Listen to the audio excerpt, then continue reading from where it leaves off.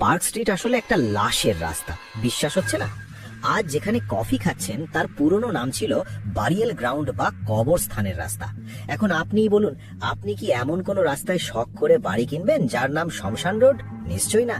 ব্রিটিশরাও দেখলো এই ভুতুড়ে নাম থাকলে কোনো বড়লোক সাহেব এখানে থাকতে আসবে না, ব্যবসা লাটে উঠবে।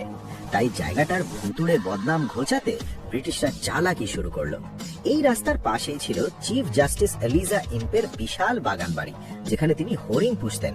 লোকে ওটাকে বলতো ডিয়ার পার্ক। মানুষের মন থেকে মৃত্যুর ভয় দূর করতে ব্রিটিশরা রাস্তার নাম পাল্টে দিল ওই হরিণ পার্কের নামে, হয়ে গেল পার্ক স্ট্রিট। ব্যাস, যেই নাম পাল্টে গেল অমনি লাশের রাস্তা হয়ে গেল শহরের সব থেকে পশ বা আভিজাত এলাকা। সোজা কথায় এটা ছিল ব্রিটিশদের একটা রিয়েল এস্টেট স্ক্যাম। জমি যাতে চড়া দামে বিক্রি হয় তাই লাশের ইতিহাস মুছে ফেলা হলো। ওরা আমাদের চোখে পার্কের রঙিন চশমা পরিয়ে দিল, আর আমরাও দিব্যি ভুলে গেলাম যে আজকের এই জৌলুসের নিচেই চাপা পড়ে আছে হাজার হাজার মৃতদেহ।